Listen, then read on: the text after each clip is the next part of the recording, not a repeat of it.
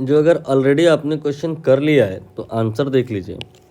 It will be RCM equal to 13/8 L x cap, you can say I cap, then plus 5/8 L y cap, and similarly other option भी हैं. But अगर ध्यान से सारे option को देखें आप तो समझ पाएंगे कि हमें यहाँ पर RCM के दोनों कोऑर्डिनेट जो x और y है ना निकालने नहीं पड़ेंगे, केवल एक ही निकाल लें तो बात बन जाएगी. क्यों? क्योंकि जो x कोऑर्डिनेट है हर ऑप्शन में अलग अलग है. तो जो हमारा आंसर आएगा उससे क्लियरिटी आ जाएगी कि ऑप्शन कौन सा सही होगा. y कोऑर्डिनेट की नीड नहीं पड़ेगी. क्वेश्चन क्या है?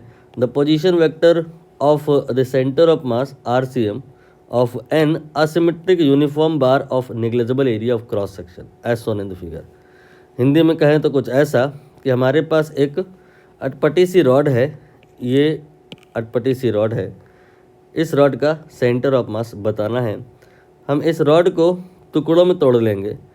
दिख भी रहा है टुकड़े कैसे डेवलप होंगे. एक ये वाला, एक ये वाला, एक ये वाला. तो रॉड के यहाँ पे 3 सेगमेंट हो गए. एक सपोज करिए AB, एक BC और एक CD. तो अगर हम AB की बात करें तो इसका मास कितना होगा? मास और लेंथ यहाँ पर एक ही बात रहेगी. एरिया वैसे निग्लेजिबल इन्होंने कह दिया है, और अगर नहीं भी कहा होता तो भी यहाँ पर जो ये AB है और जो ये CD है इसका मास बराबर नहीं होगा. AB का मास डबल होगा. ये कैसे कह पा रहे हैं हम? ये ऐसे कह पा रहे हैं कि यहाँ C से D तक जो लेंथ है 2L और 3L के बीच में ये L के बराबर है, जबकि A से B के बीच में अगर हम बात करें तो जो लेंथ है वो 2L के बराबर है. तो जिस रेशियो में लेंथ होगी, रॉड की लंबाई होगी, उसी रेशियो में तो रॉड का मास भी होगा ना.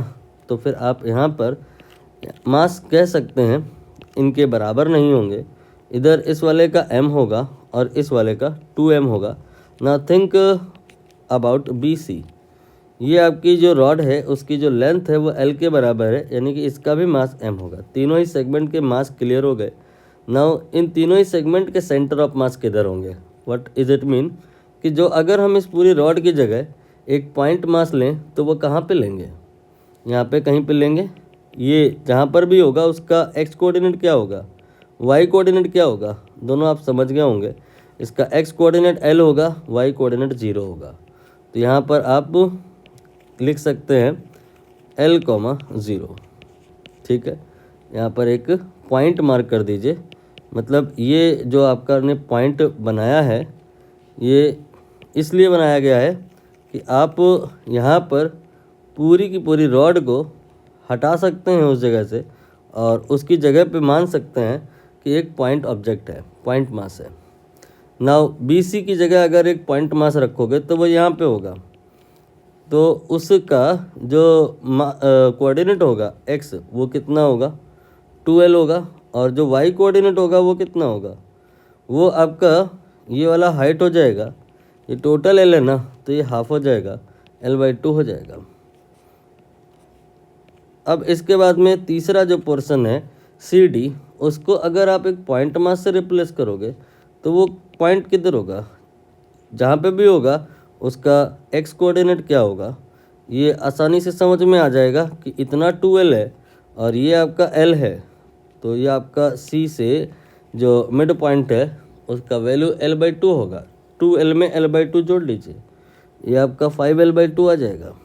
तो यहाँ पर जो कोऑर्डिनेट होंगे x कोऑर्डिनेट 5L/2 होगा और y कोऑर्डिनेट होगा ही नहीं. इतनी बात आपको आसानी से क्लियर हुई.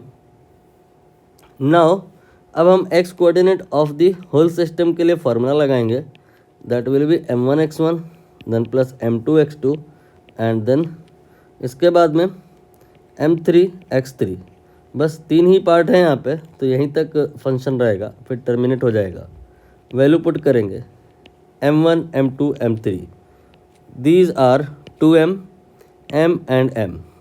तो यहाँ पर ये हो गया 2m, फिर इसके बाद में हो जाएगा m, फिर इसके बाद में हो जाएगा m, फिर x1, x2, x3. ये x1 है, ये x2 है और ये x3 है.